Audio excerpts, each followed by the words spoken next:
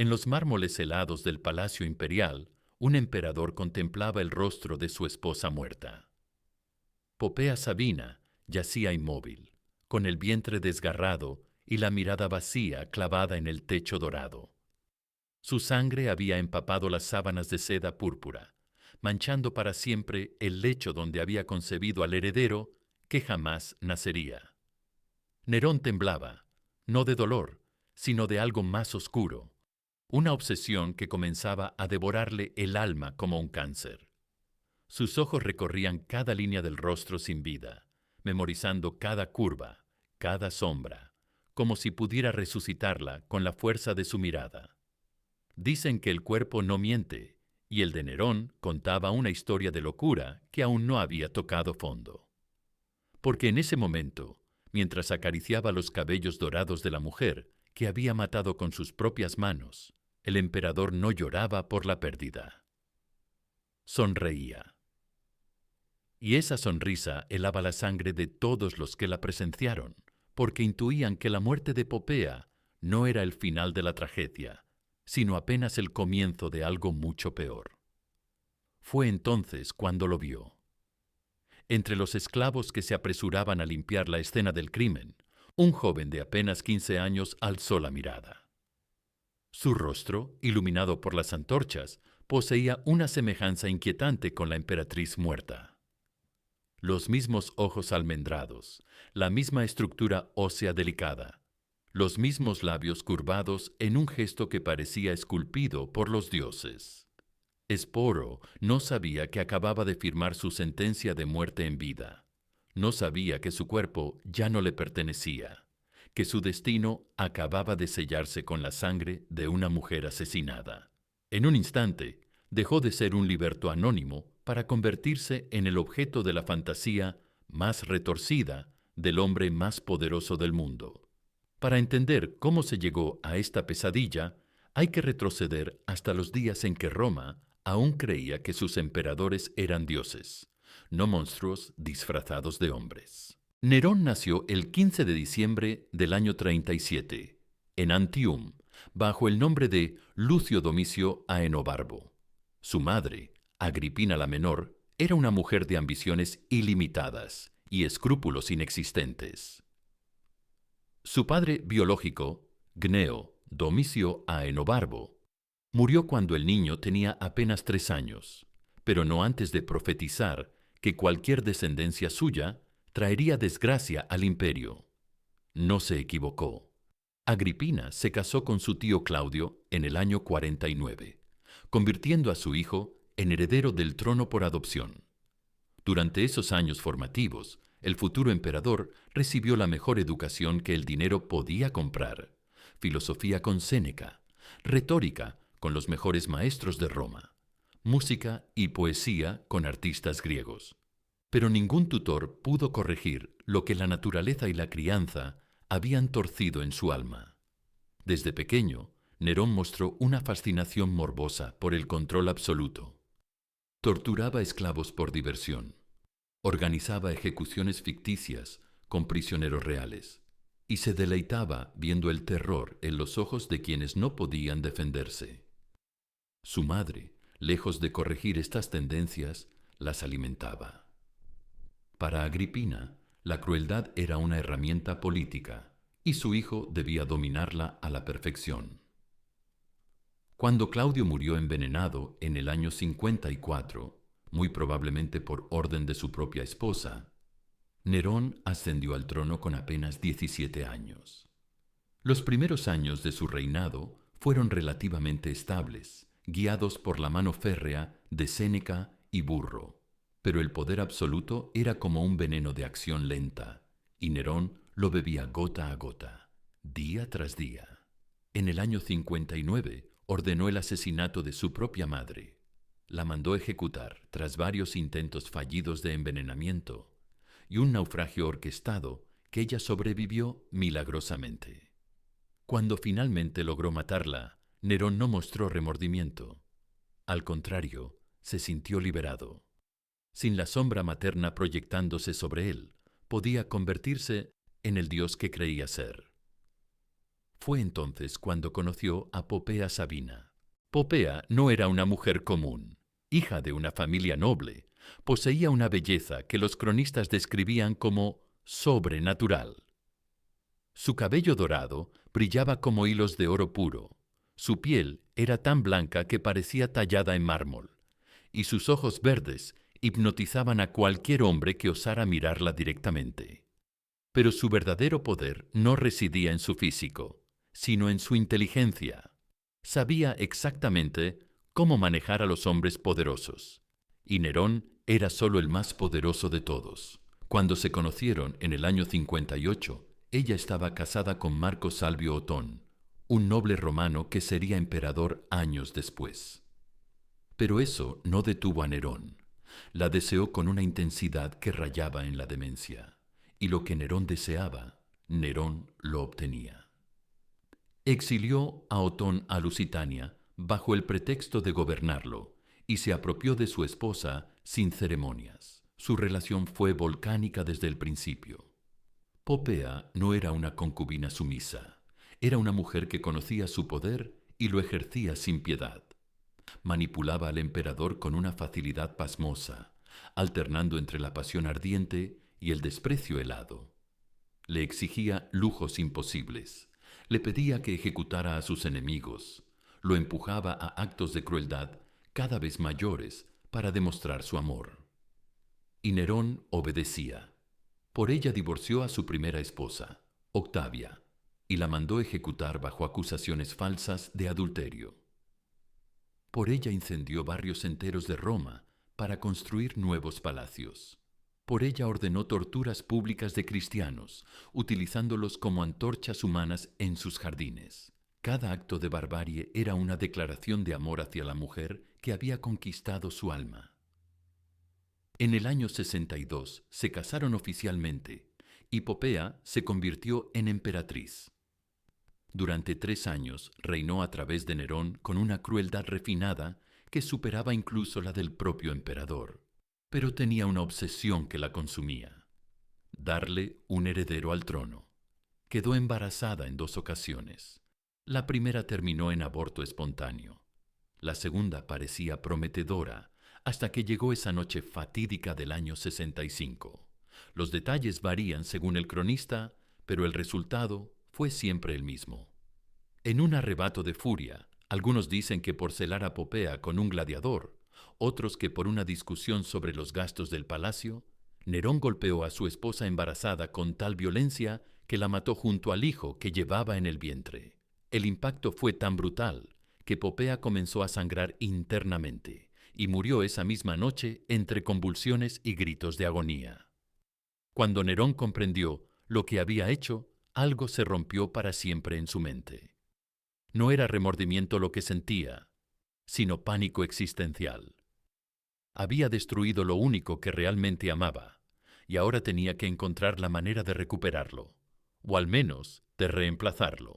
Sporo había nacido en las afueras de Roma, hijo de esclavos griegos que habían sido liberados por servicios excepcionales al Estado. Su nombre significaba semilla, una ironía cruel considerando el destino que le esperaba. Era un joven inteligente, educado en los rudimentos del griego y el latín, con talento para la música y la poesía.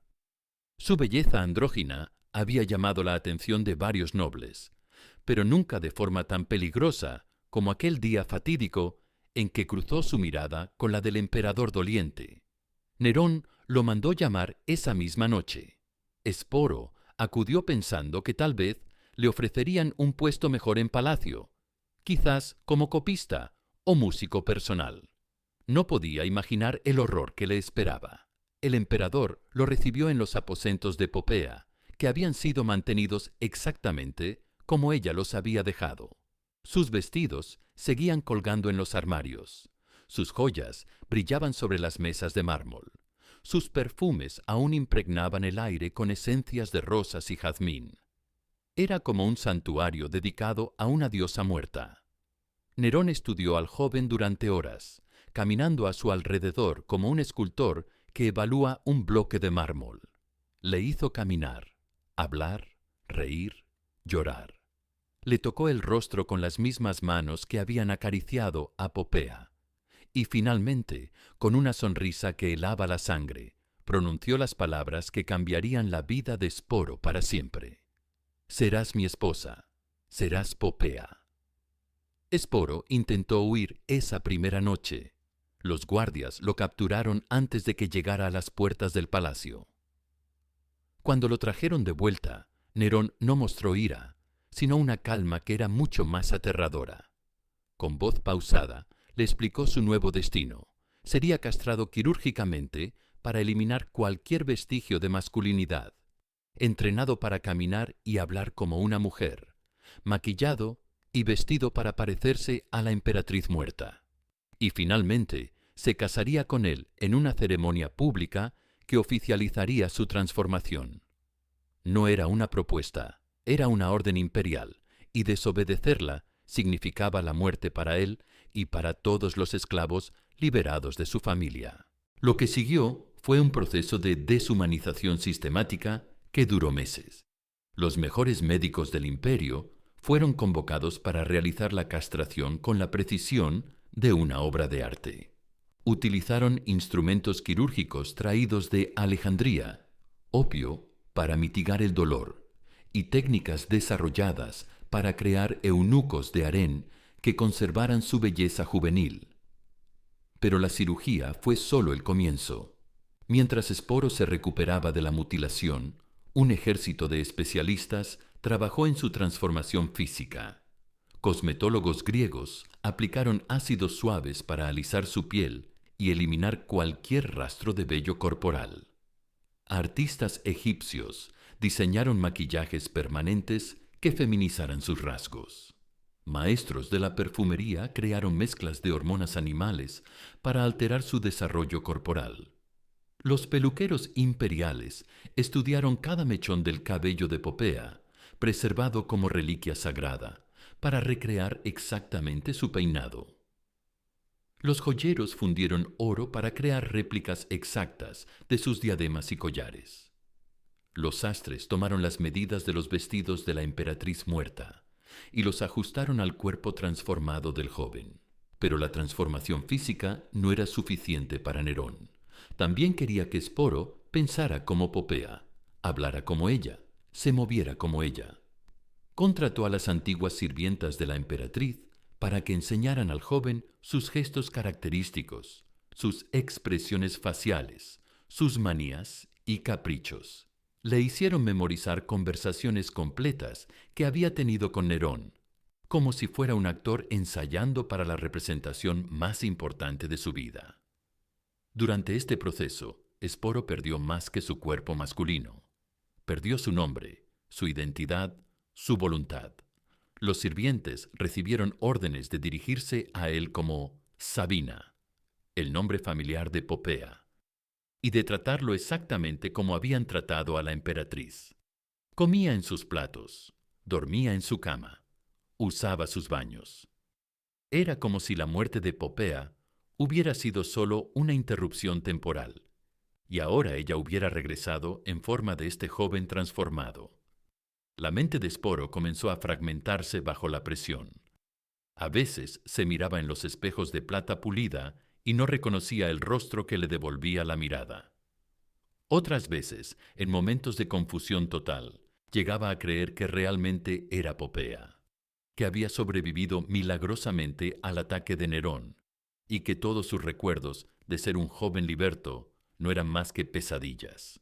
Los médicos del palacio documentaron estos episodios con fascinación científica. Describían cómo la mente humana podía adaptarse a realidades imposibles cuando la alternativa era la locura completa. Sporo, Sabina, se convirtió en un caso de estudio viviente sobre los límites de la identidad humana. En la primavera del año 66, Nerón anunció oficialmente su matrimonio con Sabina. Para el pueblo romano, la noticia fue desconcertante. Muchos sabían que Popea había muerto, pero la propaganda imperial había mantenido cierta ambigüedad sobre las circunstancias. Ahora el emperador afirmaba que su esposa había sobrevivido milagrosamente a una enfermedad grave y que habían decidido renovar sus votos matrimoniales. La ceremonia se celebró en el Circus Maximus, ante una multitud de más de 200.000 personas. Esporo apareció vestido con la toga imperial femenina, cubierto de joyas que habían pertenecido a Popea, con el rostro maquillado hasta la perfección. Para los observadores distantes, la ilusión era perfecta. Era como si la emperatriz hubiera regresado de entre los muertos. Pero para quienes conocían la verdad, el espectáculo tenía un aire grotesco que helaba la sangre. Los senadores que habían conocido personalmente a Popea intercambiaban miradas inquietas. Los gladiadores que habían sido amantes de la verdadera emperatriz apartaban la vista con horror. Los médicos que habían certificado su muerte se santiguaban en secreto, como si presenciaran una resurrección blasfema. Durante la ceremonia, Nerón trató a Esporo exactamente como había tratado a Popea en su primera boda. Le susurraba palabras de amor al oído, le acariciaba el rostro con ternura, lo besaba con una pasión que parecía genuina. Y Esporo correspondía, porque había aprendido que resistirse significaba torturas inimaginables. La luna de miel se celebró en la villa de Ancio, el lugar de nacimiento de Nerón. Durante 2 semanas, el emperador y su esposa resucitada vivieron una fantasía de amor conyugal que bordeaba la demencia. Nerón le leía los mismos poemas que había escrito para Popea, le cantaba las mismas canciones, le hacía los mismos regalos. Y Esporo respondía con las palabras que había memorizado, las sonrisas que había ensayado, las caricias que había aprendido. Por las noches, cuando el emperador dormía, Esporo se permitía llorar en silencio, pero eran lágrimas secas, porque ya no recordaba cómo sentir dolor auténtico. El mecanismo de supervivencia de su mente había creado una nueva personalidad que podía soportar lo insoportable, y esa nueva persona era indistinguible de Popea Sabina. Durante los siguientes 2 años, Esporo vivió como la emperatriz fantasma de Roma. Asistía a banquetes públicos del brazo de Nerón, recibía embajadores extranjeros en audiencias oficiales, presidía ceremonias religiosas en honor de los dioses. Para el mundo exterior, el imperio tenía una emperatriz estable y bella. Para quienes conocían el secreto, Roma estaba gobernada por un espectro. La rutina diaria de Esporo era una representación teatral constante. Se levantaba antes del amanecer para aplicarse el maquillaje, que mantendría la ilusión durante todo el día. Desayunaba los mismos alimentos que había preferido Popea, leía los mismos libros, practicaba la misma música. Incluso había aprendido a imitar su risa, un sonido cristalino que antes había alegrado los corazones y ahora los helaba de terror. Los antiguos amigos y sirvientes de Popea desarrollaron estrategias para evitar la realidad. Algunos fingían creer completamente que era la emperatriz resucitada. Otros mantenían conversaciones ambiguas que podrían aplicarse tanto a la mujer muerta como al joven transformado. Nadie se atrevía a mencionar el pasado de Esporo, como si esa persona hubiera dejado de existir completamente, pero había momentos en que la máscara se agrietaba. Durante una recepción diplomática, un embajador galo que había conocido personalmente a Popea se acercó a Esporo con una anécdota íntima sobre la verdadera emperatriz. Por un instante, el joven no supo cómo responder, y su confusión fue tan evidente que los guardias tuvieron que intervenir para evitar un incidente diplomático. En otra ocasión, una de las antiguas sirvientas de Popea se desmayó al ver a Esporo usar el vestido favorito de su antigua señora. La mujer comenzó a gritar que había visto un fantasma y tuvo que ser silenciada permanentemente para evitar que corrieran rumores sobre la verdadera naturaleza de la emperatriz. Nerón se obsesionó cada vez más con perfeccionar la ilusión. Mandó construir un nuevo ala del palacio que fuera una réplica exacta de los aposentos donde había vivido Popea. Contrató artistas para pintar frescos que mostraran escenas de su romance original, pero con el rostro de Sporo reemplazando al de la mujer muerta. Era como si quisiera reescribir la historia para eliminar la discontinuidad entre las dos Popeas. Las noches eran lo más difícil para Sporo. Solo en la oscuridad, cuando Nerón dormía exhausto por sus excesos diurnos, el joven podía permitirse recordar quién había sido antes. A veces susurraba su nombre real en griego, como una oración desesperada. Otras veces se miraba las manos y trataba de recordar cómo se sentía ser hombre. Pero esos momentos de lucidez eran cada vez más raros y más dolorosos. En la madrugada del día en que debía ser exhibido públicamente en el Coliseo, Sporo se levantó silenciosamente de su lecho. Durante meses había estado acumulando pequeñas cantidades de cicuta, el veneno favorito de los filósofos griegos para quienes la muerte era preferible a la deshonra. Lo había extraído gota a gota de las plantas medicinales del jardín imperial, mezclándolo con su maquillaje diario, hasta tener suficiente para una dosis letal. Se vistió por última vez, con los ropajes de Popea, pero esta vez eligió el vestido más simple, el que la emperatriz había usado en sus momentos privados. Se aplicó el maquillaje con el cuidado de un ritual religioso, pero sin los excesos teatrales que había aprendido a odiar. Por primera vez en años, su rostro reflejaba algo parecido a la paz. Escribió una carta, la única que nos ha llegado en su propia voz, dirigida a nadie en particular. Quien lea esto, sepa que Sporo de Grecia ha elegido su propia muerte antes que vivir un día más como fantasma de otra persona. No fui Popea, no fui mujer, no fui lo que me obligaron a ser. Fui un hombre que perdió todo excepto la voluntad de decidir su propio final. Que los dioses juzguen a quienes hicieron de mi cuerpo su juguete. Bebió la cicuta mientras el sol se alzaba sobre las 7 colinas de Roma. Según los sirvientes que lo encontraron, murió con una sonrisa en los labios, la primera sonrisa genuina que habían visto en su rostro desde que comenzó la transformación. Su muerte causó menos revuelo del que había causado su vida. Vitelio simplemente ordenó que buscaran a otro joven de rasgos similares para reemplazarlo en los juegos. Los cronistas oficiales ni siquiera mencionaron su suicidio. Era como si Sporo hubiera cumplido su función como objeto imperial y ahora podía ser descartado sin ceremonia. Pero en las tabernas y los mercados de Roma, la historia de Sporo se convirtió en leyenda. Los esclavos susurraban su nombre como símbolo de resistencia final. Los gladiadores lo recordaban como ejemplo de que incluso en las circunstancias más desesperadas, un ser humano puede elegir su destino.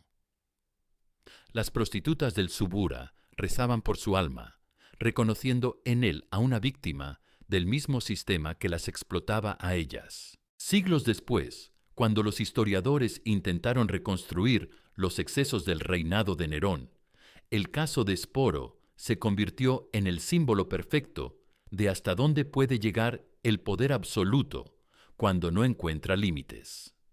No era solo la historia de un emperador loco y un joven transformado. Era la demostración de que cualquier sistema que trata a los seres humanos como objetos está condenado a producir monstruos. Los moralistas cristianos usaron la historia de Sporo para denunciar la decadencia pagana, pero se equivocaron al enfocarla como un problema exclusivamente religioso. El verdadero horror no era la blasfemia contra los dioses, sino la blasfemia contra la dignidad humana. Nerón no había pecado contra el cielo, había pecado contra la tierra, contra la carne y la sangre de un joven que solo quería vivir su propia vida. Los filósofos medievales debatieron si Sporo había conservado su alma masculina en un cuerpo feminizado, como si el problema fuera teológico y no político. Pero se perdían en abstracciones mientras ignoraban la realidad concreta, que el poder imperial había convertido a un ser humano en un objeto, había borrado su identidad con la misma facilidad con que se borra un nombre de una tablilla de cera. Los renacentistas vieron en Sporo un símbolo del artista convertido en obra de arte, una transformación estética que trascendía las categorías morales comunes. Pero romantizaron la tragedia, convirtiéndola en una metáfora elegante sobre la relación entre creador y creación, mientras perdían de vista el sufrimiento real del joven que había sido cosificado. Y aún hoy, en un mundo que se cree civilizado, la historia de Sporo resuena con una urgencia terrible, porque aunque los métodos han cambiado, la esencia permanece igual. El poder sigue tratando de transformar a las personas en objetos, de borrar identidades inconvenientes, de reescribir la realidad según sus propios deseos, en laboratorios clandestinos, en burdeles de lujo, en campos de trabajo, en prisiones secretas, en clínicas de cirugía estética. El fantasma de Sporo aún camina entre nosotros. Su historia no es una curiosidad antigua, sino una advertencia contemporánea sobre lo que sucede cuando los seres humanos pierden el derecho fundamental a ser dueños de sus propios cuerpos.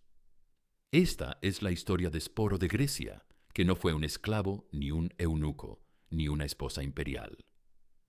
Fue un joven que perdió todo lo que tenía: su cuerpo, su nombre, su identidad, pero conservó lo único que ningún emperador puede arrebatar: la voluntad de elegir su propio final.